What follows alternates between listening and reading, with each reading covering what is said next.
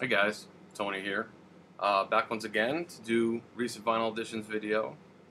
Been a little while, not too long, but still have plenty of stuff to show. As I've mentioned before, I got an accumulation of records to eventually share, and I pulled out a nice pile here to show you.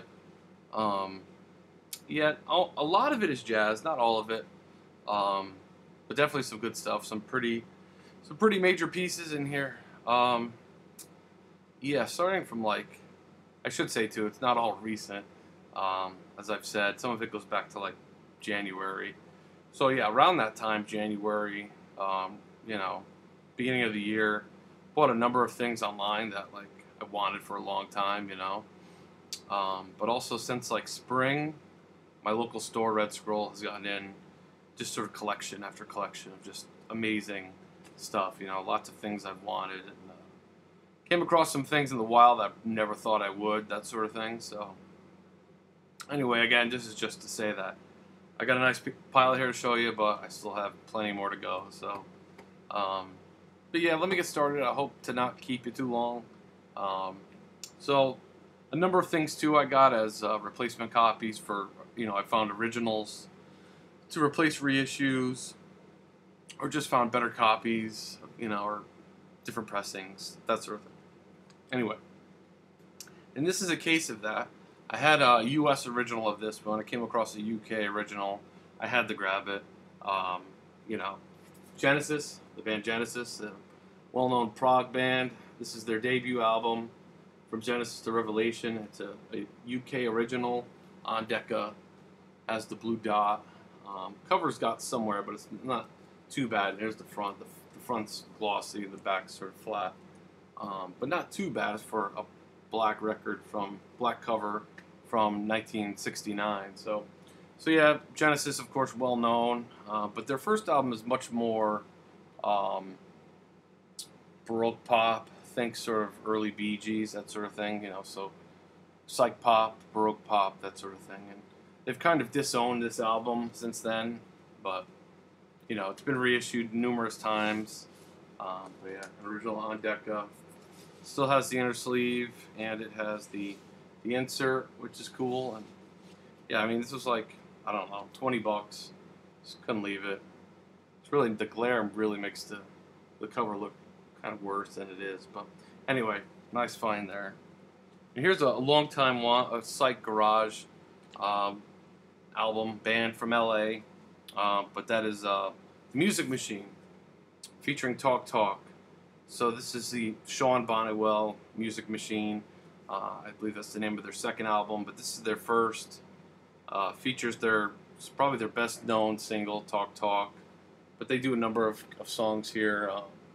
Hey Joe, 96 Tears, Taxman. I mean, they do some good stuff here. So yeah, Garage Psych. And this goes for some ridiculous money sometimes online, which is kind of crazy. This is a mono original. There's the back. The cover's got somewhere on it, but the vinyl is beautiful. There's the record there. I mean, the vinyl looks pretty much unplayed, but the cover got somewhere. Probably, I don't know, 2 or 3 weeks after I bought this from Red Scroll, they got in another copy, which is another original mono. The cover is absolutely pristine, but it was twice the price of this one, so I figured I'm plenty happy with this. So. But yeah, The Music Machine with Talk Talk from, I want to say 1966, an original mono. Here's a hard rock, blues rock band that I definitely have a soft spot for. I never got into them back when that was sort of the music I was into for the most part. I mean, 70s, 60s, and 70s rock and roll. It was more in the last few years that I've gotten into them more. But I definitely have a soft spot for them, and that's Thin Lizzy. And this is their debut record. I'm not sure if this is a first press. It's either a first press or a second press. It's an early pressing on London. U.S. pressing. The UK has a different cover, but I like the American cover as well. It's a cool cover. And there's the back. Phil Lynott, of course. I mean, the Irish heavy rock, blues rock band. But yeah, on London Records. And you don't see this one too often, so glad to find it. Really nice shape. other than there's like a teeny nick there, which you can see in the cut corner. But other than that, it's real nice. So happy to find that one. Now here's another one, an album I know very well. A real important album to me growing up. And it's a classic. Now, in my last video, I showed a U.S. original pressing of Nirvana's Nevermind. Well, Red Scroll got in a UK original of Bleach from 1989. Now, this is not a rare record. It's not hard to find, this pressing specifically. It's not really expensive either, but it is, for me, an original. It's from 1989. It's on the Tupelo recording label, licensed from Sub Pop. So yeah, UK original. This album sold much more, from what I understand, in the UK that year than in the United States. So while Sub Pop first pressing is worth way, infinitely more than this, I'm still really happy to have something from that year, an original from that year, and it's a classic. So here's a record I've seen shown a few times recently in the VC. I picked this up probably a couple months ago. I had a reissue, which I still do. It's going to be passed along to somebody.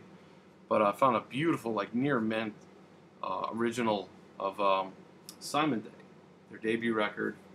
Another album I know well. It's fantastic. So these guys are all from the West Indies, but they moved to the UK, which is where they got together and made this album. So you have Afro, soul funk. Just a real fantastic record. Simon Day, which I always slaughter their name, means dove, which is but just a classic, and it's an original U.S. press on Janus Records. Also in just gorgeous shape. So yeah, I was really happy to get this. Great record. I believe these guys just recently got back together. They did a tour. They have an album either coming out, or a new album coming out, or it already did. I'm not sure, but yeah, cool to see them get the attention they deserve. Anyway, moving on. Finally found an original U.S. press, and here's another one, replacement copy. I had a reissue. Forget who did it, but a nice U.S. original of White Heat by the Velvet Underground. Still in the shrink, and it is original. It does have the tattoo. You could sort of make it. There it is. There. But yeah, an original on the Verve label. Take it out here. And yeah, again, gorgeous shape. And funny, about 2 weeks before I found this, maybe not 2, maybe a little bit longer, maybe a month before I found this, I had found this. So I also have a UK press of White Heat. This is not an original UK. I believe it's a 70s repress with the alternate cover. But still, it was a cool find at the time. But I've since replaced it with the US original. So I don't know if I'll keep this or not. Probably not. I need some room. So anyway, moving on. I've said before in my last video, I've been on a really big Grateful Dead kick. Yeah, they're just phenomenal. Such a great band. I've been into them since junior high school, but I don't know, in the last couple of months I've been really just immersed in their music, and they're just such a great band. And I have a feeling they're polarizing. It seems like it's like either love them or hate them. I get the feeling a lot of people don't like them because I don't know, they're fans, or because they're fans pretty much. They have such a devoted following, and a lot of people that listen to them only listen to them, and of course they just became so huge. But in the 60s, the Grateful Dead were the underground band. For years they were the underground band, and when you think about all their different influences sort of coming together to make up that band, it's pretty incredible what they do. And again, the 30-year career, it is so much different stuff. There's a lot of changes in what they did. But anyway, I don't mean to go on a long spiel about the Grateful Dead, but I did pick up one from the Vault. So now I have all 3 of the Vault series, from the Vault series. And this one, yeah, one from the Vault. So the very first one, show from 1975 at the Great American Music Hall. I had this on cassette when I was a kid, and hadn't heard it in years, so it was cool to hear it again. Now it's from the while the band was on the touring hiatus, they recorded Blues for Allah. So they recorded the album, and then they wanted to perform it, so they booked a show at this Great American Music Hall and pretty much played all of the Blues for Allah material along with other classics. So, it opens up with The Help on the Way, Slipknot, Into Franklin's Tower, but they also do Eyes of the World, Crazy Fingers, which is one of my favorite Dead tunes, Sugary as well. They do Big River, the Johnny Cash tune, the other one, U.S. Blues. It's just an incredible album, and it's a 2013 repress. This was never pressed up on vinyl in the States, but it's the first time it was pressed in the U.S. And it's from 2013 on Future Days Recordings, who I believe is the Light in the Attic company, or it is Light in the Attic, I think. But yeah, Grateful Dead. And speaking of the Dead and Jerry, I also picked up, finally found this. You don't see it too often, but Hooter Roll. So this is Howard Wales and Jerry Garcia. Fantastic instrumental jazz rock, psychedelic jazz rock. So yeah, Howard Wales is a keyboardist. He played on a few tracks on American Beauty. They know each other from open jam nights at the Matrix in San Francisco, and yeah, fantastic record. This is an original, in nice shape, but except for this like nick there at the top. What do you got to do? Other than that, it's really nice. Gatefold, and there's the back. So yeah, really glad to have this. Is a phenomenal record. So check it out if you haven't heard it. Really funky, psychedelic, jazz rock, jazz funk, killer. Here's an album I've wanted forever on vinyl. Yeah, hands down my favorite album by this artist, and really glad to finally own it. But that's Beck, Mutations. This album from 1998. It came out in late '98, so this really reminds me of the year 1999, which I had the CD and played it a lot. 99, I was 19, and it was probably like the craziest, one of the best and craziest years of my life. So, it's one of those things that takes me back in a way, But up to that point, this is definitely Beck's most serious album up to this point. There are no samples. It's all pretty much straight folk rock, along with country, blues, and even Tropicalia. He has a song called Tropicalia, which is definitely influenced by Brazilian music.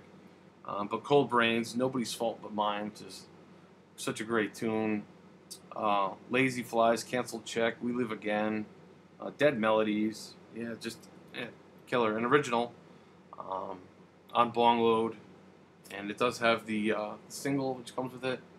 So, really happy to have this, finally. 3 Krautrock records, which this one was a replacement. I had a same record, same pressing, but the corner was like completely chewed. So, I found a complete copy. Found this at Red Scroll. Actually, I found all 3 of these at Red Scroll, which I'm going to show. But Faust 4, fantastic, classic Krautrock record by Faust. An original UK pressing. And yeah, not much to say, just an incredible experimental Krautrock album. One of their best for sure. So I'd still like to find an original So Far by Faust. But yeah, excellent. Here's one I was not familiar with until I picked it up. I knew of the album, but just never heard it. But that's Rodelius. So one half of Cluster and Rodelius. And this is Lustwandel from 1981. So you have a real sort of delicate ambient electronic record. Some really nice piano playing on here. Some sort of minimalist ambient sort of stuff, But yeah, beautiful record. Absolutely love it. And it's an original on Sky, on the Sky label. Pull it out real quick. The label. Yeah, I got a handful more things on Sky to show, actually, but not in this video. Anyway, Rodelius with Lustwandel, if I'm saying that right. So yeah, killer. And finally, an album of these Krautrock albums, at least, an album that I own. I had an unofficial pressing of it, and kind of dismissed it. This isn't regarded as one of their best, but I gotta tell you, like, picking it up again, playing it, really, like, I don't know, like, I don't know, misjudged it or something. It's really not as bad as it's made out to be. It's actually a really good record. But Can. This is their last album, self-titled, Can. So their last album before they broke up, and then 10 years later they would have a reunion. Excuse me. But, yeah, this is really good. I mean, is it as good as Tago Mago or Future Days? No, but it's still pretty good, you know? It's still sort of off-kilter, prog rock, krautrock. Has, you know, definitely sort of poppier moments. I mean, there are still moments on here I could sort of do without, but for the most part, it's definitely not as bad as I'd remembered it. So, Can, Inner Space, retitled, re-released as Inner Space, but and yeah, this is an original German pressing on Harvest. Yeah, so very happy to find this. Again, also found this at Red Scroll. So. Can. Going from Can to sort of seminal UK punk record, one I've wanted for some time and just never see it. And found this at Red Scroll as well, but Damned with Damned, Damned, Damned from 1977. Yeah, just a seminal UK punk record. Probably has two of some best known songs, Neat, Neat, Neat, and New Rose. But yeah, an original UK on Stiff. Just happy to finally score this one. Cool stuff. So. And yeah, beautiful shape. Moving on now, pretty much getting into jazz for the most part. This is a reissue of a Danish spiritual jazz, modal jazz record. And reissue originals of this tend to be quite expensive. So, and I'm going to slaughter the name, but the Kirsten Mynhardt Quartet with To You. But yeah, new reissue just came out, I think. But yeah, fantastic. 1969 spiritual jazz masterpiece, remastered from the original tapes and reissued for the first time. Not unlike maybe mid-career Coltrane, you know, modal. But yeah, fantastic. So pick it up while you still can. Yeah, excellent. Here's an original. This is a new pickup, but introducing Roland Kirk. So this is an original of his second album as a leader. It's a white label promo original on Argo. So not the most exciting record in the world, but still really enjoyable. Still pretty straight ahead jazz for the most part. But yeah, white label on Argo.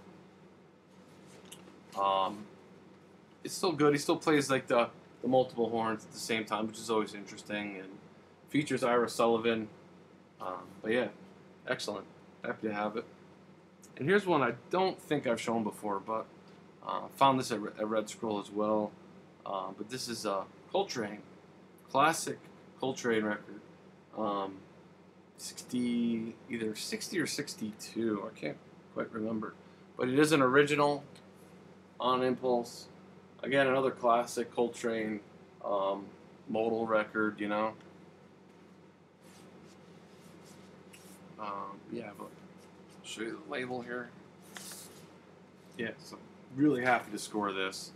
I think I paid like 20 or 25 for it, and the day I found it, I walked out of the store really happy, you know, like, just happy to get this record for that price, and such good shape too. If I can get it back in there. But yeah, an original mono press on Impulse of Coltrane, so very good. All right, moving into some free jazz now. Love Cry by Albertyler, also on Impulse. Probably, I don't know, maybe like the last sort of classic Eiler LP. You know, after this he puts out New Grass, in which he goes in a completely different direction, but this one's still like, you know, really fiery Eiler, you know, with his sort of his marching band sort of tunes that he plays. Still with his brothers, the last album with Donald Eiler on trumpet. But the rhythm section is Alan Silva and Milford Graves, which, I mean, Jesus. And also features Carl Cobbs on harpsichord, who was an older jazz player at that time who Eiler was friends with. And yeah, really nice copy on Impulse. Love Cry. There's the back. And speaking of Milford Graves, this here is a record now, sort of like, whoops, sorry, sort of like, chalk this up as one of those records that you just can't leave behind, you know. I don't know. It is what it is. They can't all be near mint, I guess. But it is an original copy of Babby, I believe is how it's said. Now look at that. Now the cover, as you can see, has some pretty serious water damage on about half of it. Somehow, I mean, this whole side is just with some chipping and whatnot, and it's also on the back there. But other than that, the cover is fine. Like, there's no splits or anything. The cover's, you know, definitely serves its purpose. Nothing else wrong with it. And I got this for $30, so I just could not leave it. You know, I got it at a record convention. It is an original on IPS. The vinyl is mint. Like, it looks completely unplayed. There's also slight water damage on the label, but really not bad. Yeah, it's an original on IPS, which is Milford Graves' label. It's a percussion label. And yeah, to just find this. The hope is that one day maybe I'll find a copy that, you know, the record shop, but the cover is in good shape. So you never know. Stranger things have happened. So, but yeah, an original Babby by Milford Graves for $30. So with that, and this sort of makes the whole thing a little bit better, I guess. But yeah, a copy of Milford Graves featuring Don Pullen with Nomo. So this is not a first pressing. It's not an original. I believe this originally came out in '67. This is a '70s reissue on IPS. There's the label with the red IPS label. I should say too, Babby is one of the craziest, most, my hair is like all out over the place here. One of the craziest free jazz records. I mean, it's just like ferocious. This one's not quite as ferocious as that. I mean, but it's still very free and out there. I mean, Don Pullen and Milford Graves. I mean, Milford Graves himself is just a one-man percussion orchestra, you know, just all over the place. But yeah, this one's not quite that crazy, but still, this is technically like volume 2 of their famous concert at Yale University. So yeah, Milford Graves featuring Don Pullen. Originally came out in the SRP label, which the cover to that one is definitely cooler looking than this, but still happy to get this on SRP. But this is the IPS reissue, so, from the 70s at some point. So moving on to a classic, essential Latin jazz soul funk record, Harlem River Drive. An absolute essential. I've had this probably since the beginning of the year, and just absolutely love it. Total classic, a must-own in my opinion of that genre. It's just as much as a jazz funk record as it is a soul record. You know, it's just one of those, and it's absolutely fantastic. An original on Roulette, which Roulette was like a mafia-connected label who ripped off their artists. And anyway, so this is the debut of both Eddie and Charlie Palmieri. Features Bernard Purdy on drums. And who's the vocalist? Jimmy Noonan?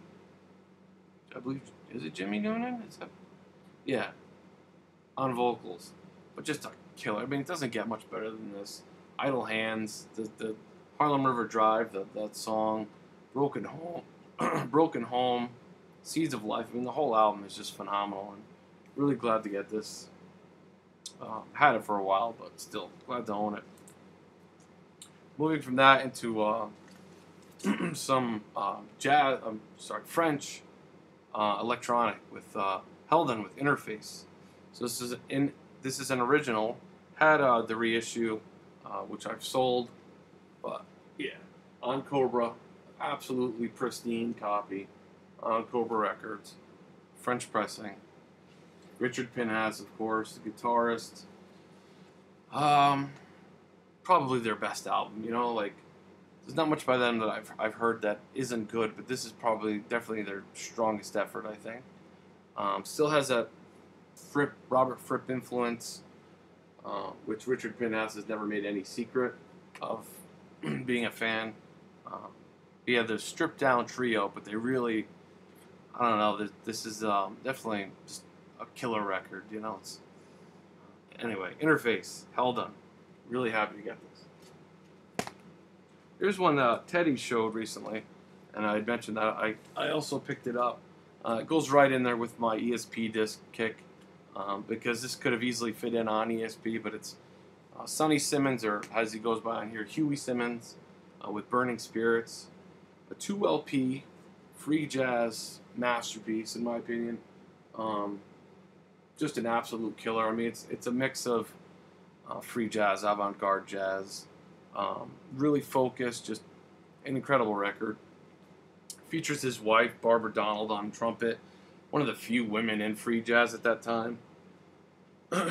Excuse me, which was 1971 on Contemporary. Michael White on violin. You got Richard Davis and Cecil McBee on bass in the right and left channel. Excuse me. Lonnie Liston Smith on piano and Clifford Jarvis on drums. I mean, what a lineup. So yeah, this is just killer. Yeah, Sonny Simmons, Burning Spirits. Here's one that Fred actually just showed. Excuse me, and I told him that I picked this up a couple months ago. But that is the Synchro Rhythmic Eclectic Language Band with Lambie. So what you have here is a French, Afro-Caribbean, from France, jazz, funk, Caribbean sort of record. It's really interesting, really deep stuff, just a fantastic record. This is an original. Here's the label. Yeah, just a phenomenal record. And there's been a lot of these online that were like still sealed. Maybe not still sealed, but I don't think they were ever really sealed. Rather, they were. Anyway, it looks brand new. I forget exactly the details of the purchase, but it's like pristine. So, really happy to have this. Anyway, there's the label. I think I already showed you. Bear with me here. Videos starting to come apart, but thankfully this is the last record I'm going to show. The Creative Arts Ensemble with One Step Out on the Nimbus West label. What a phenomenal soul jazz, spiritual soul jazz record. Yeah, absolutely fantastic. And this copy is also beautiful.